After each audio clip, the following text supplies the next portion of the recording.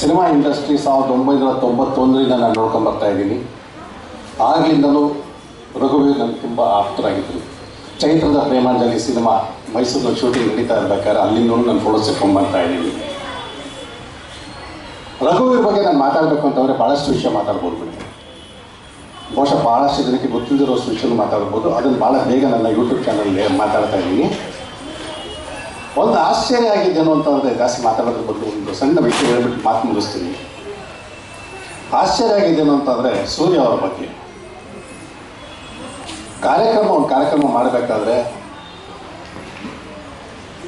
ಪಲ್ಕಗಳು ಬೇಕಾಗುತ್ತೆ, ಗೆಸ್ಟ್ಗಳು ಕರಿಬೇಕಾಗತ್ತೆ, ಆಡಿಟೋರಿಯಂ ಮಾಡಬೇಕಾಗುತ್ತೆ, ಎಲ್ಲ ಆಗುತ್ತೆ. ಹೆಂಗೆ ಕಾರ್ಯಕ್ರಮ ಮಾಡ್ತಾವ್ರೆ ಅನ್ನೋದು ನನಗೊಂದು ಆಶ್ಚರ್ಯ ಆಗಿತ್ತು.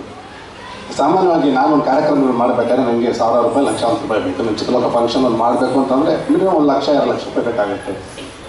ಇವ್ರು ಯಾವ ರೀತಿ ಕಾರ್ಯಕ್ರಮ ಮಾಡ್ತಾವ್ರೆ ಅನ್ನೋ ಕುತೂಹಲ ಇತ್ತು. ಅಚಾನಕ್ ನನಗೆ ಫೋನ್ ಮಾಡಿದ್ರು, ಒಂದು ಸಂದರ್ಶನ ಮಾಡೋಣ ಅಂತ ಅಂದರು. ಅಣ್ಣ ಎಲ್ಲಿ ಬರಲಿ ಅಂದರು. ನಿಮ್ಮ ಮನೆ ಎಲ್ಲಿ ಅಂದೆ. ನಾಗರಬಾವಿ ಹತ್ರ ಅಲ್ಲಿ ಒಂದು ಮನೆ ಹೇಳಿದ್ರು. ನಿಮ್ಮ ಮನೆಗೆ ಬರಲ್ಲ, ಜಾಗ ಇದೆಯಾ ಅಂದೆ. ಯಾಕೆ ನನಗೆ ಫಸ್ಟ್ ಏನಂದ್ರೆ ಅವ್ರು ಯಾರು ಏನು ಅಂತ ಕರೆಕ್ಟಾಗಿ ಅವ್ರ ಮನೆ ನೋಡಬೇಕಾಗಿತ್ತು. ಅವ್ರ ಮನೆಗೆ ಹೋದೆ. ಒಂದು ಕಡೆ ನಿಂತ್ಕೊಂಡಿದ್ರು. ಸಂಧಿಲೆಲ್ಲೋ ಕರ್ಕೊಂಡು ಹೋದಾಗ ಆ ಮನೆ ನೋಡಿದೆ.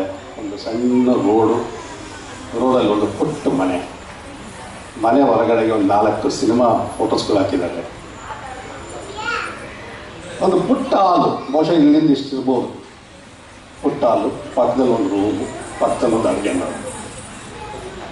ಇದು ಅವ್ರ ಮನೆ. ಎಲ್ಲದಕ್ಕಿಂತ ಹೇಳ್ಬೇಕು ಅಂತ ಅವ್ರು ಮದುವೆ ಆಗಿಲ್ಲ, ಇನ್ನೂ ಬ್ಯಾಚುಲರ್. ಕಾರಣ ಏನು ಅಂತ ಅಂದರೆ ರಘುವೀರು ಅಂತಾರೆ. ಯಾರೇ ಕೇಳಿ ರಘುವೀರು. ಸರಿ, ರಘುವೀರ್ ಒಂದು ವಿಷಯ ಬಿಟ್ಟು ಮಾತಾಡೋಣ ಅಂತಂದರೆ ಒಳಗಡೆಗೆ ಎಂಟ್ರ್ ಆಗ್ತಿದ್ದಂಗೆ ಬರೀ ಕಾಣದೇ ರಘುವೀರ್ ಫೋಟೋಗಳು. ನಾನು ಯಾರ ಹತ್ರ ಕಾಸು ಕೇಳಲ್ಲ ಸರ್, ನಾನು ಬ್ಯಾಂಕ್ ಅಕೌಂಟ್ ಮಾಡಿಲ್ಲ, ಯಾರ ಹತ್ರ ಚಂದ ಕೇಳಲ್ಲ, ಈಗ ಸೇವನೆ ಮಾಡಿಟ್ಕೊಂಡಿದ್ದೀನಿ ಕಾಸು. ಈ ಕಾಸನ್ನ ತೊಗೊಂಡು ನಾನು ಫಂಕ್ಷನ್ ಮಾಡ್ತೀನಿ ಸರ್. ಇದು ಉತ್ಸವ ಅಂತ ಹೇಳ್ಬೇಕಾದ್ರೆ ನಾನು ಏನು ಹೇಳಬೇಕು ನನಗೆ ಗೊತ್ತಿಲ್ಲ. ಬಹುಶಃ ನಾನು ಭಾಳ ಜನ ನೋಡಿದ್ದೀನಿ, ಎಲ್ಲ ಕಡೆ ಕಾಸು ಇಸ್ಕೊಳ್ಳೋದು, ಮಾಡೋದು, ಏನೋ ಒಂದು ಮಾಡೋದು. ಅವ್ರ ಮನೆ ನೋಡಿ ಸರ್, ನಾನು ಯೂಟ್ಯೂಬ್ ಚಾನಲ್ ಇವತ್ತು ಹಾಕಿದ್ದೀನಿ. ಅವ್ರು ಎಷ್ಟು ಲಕ್ಷ ಸಂಪಾದನೆ ಮಾಡೋರು ಇಂಡಸ್ಟ್ರಿನಲ್ಲಿ ಫಂಕ್ಷನ್ಗಳು ಮಾಡೋಕ್ಕೆ ಹೇಳ್ಬಿಟ್ಟು ಅಂತ. ಒಬ್ಬೊಬ್ಬರು ಶಾಕ್ ಆಗ್ತೀರ ವಿಡಿಯೋ ನೋಡಿದ್ರೆ. ಚಿತ್ರಲೋಕದಲ್ಲಿ ಇವತ್ತು ಅವರು ವಿಡಿಯೋ ಹಾಕಿದ್ವಿ. ದಯವಿಟ್ಟು ಅವ್ರು ಇನ್ನೊಂದು ಮಾತು ಹೇಳಿದ್ರು, ಕೊನೆಯಲ್ಲಿ ಭಾಳ ಬೇಜಾರಾಯಿತು.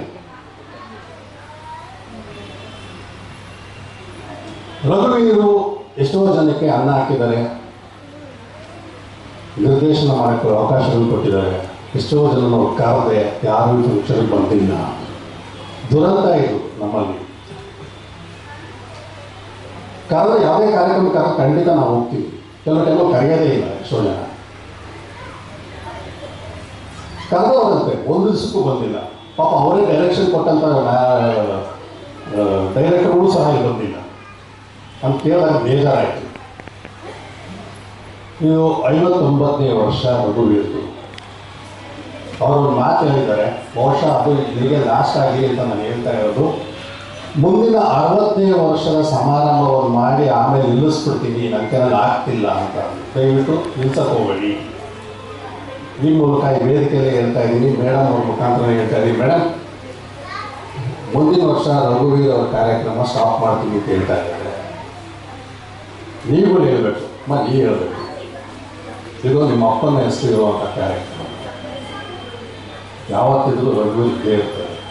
ಅದಕ್ಕೆ ಕಾರಣನೇ ಅಂಬರಚುಂಬದ ಹಾಡು. ಎಷ್ಟು ಮಿಲಿಯನ್ ಹೋಗಿದೆ ಗೊತ್ತಿಲ್ಲ ಅಂದ್ಬಿಟ್ಟು ಅವರೇ ಹೇಳೋದು. ಸೂರ್ಯ ಅವರೇ, ಮಾಡ್ತಾಯಿದ್ದೀರಿ, ಅದ್ಭುತವಾದ ಕಾರ್ಯಕ್ರಮ ಮಾಡ್ತಾಯಿದ್ದೀರಿ. ನಿಮ್ಮ ಕೈಯಲ್ಲಿ ಎಷ್ಟು ಶಕ್ತಿ ಇದೆಯೋ ಅಷ್ಟು ದಿವಸನೂ ಮಾಡಿ. ಅವಶ್ಯಕತೆ ಇದ್ದರೆ ನಾವೆಲ್ಲ ಜೊತೆ ನಿಂತ್ಕೊಳ್ತೀವಿ. ಸಮಾರಂಭ ಮಾತ್ರ ನಿಲ್ಲಿಸ್ಕೋಬೇಡಿ. ಅವರು ಜೀವನ ಚರಿತ್ರೆ, ರಘುವೀರ್ ಜೊತೆ ಇರೋ ಸಂಬಂಧ ಏನು ಎತ್ತ ಅಂದ್ಬಿಟ್ಟು ಭಾಳ ಬೇಗ ಚಿತ್ರಗಳಲ್ಲಿ ಬರುತ್ತೆ. ಒಬ್ಬ ನಾಯಕ ನಟ ನಮ್ಮಲ್ಲಿ ಏನು ಅಂತಂದರೆ ದುರಂತ ನಾಯಕಿಯರು ಅಂತ ಅಂದ್ಬಿಟ್ಟು ಕಾಣಿಸ್ದಾಗ ನನ್ನ ಕಣ್ಣಲ್ಲಿ ಕಾಣೋದು 2 ನಾಯಕಿಯರು ಅಂತ ಬರುತ್ತೆ. ಒಂದು ಕಲ್ಪನಾ ಮತ್ತು ಮಂಜುಳಾ ಅಂತ ಹೇಳ್ತೀವಿ.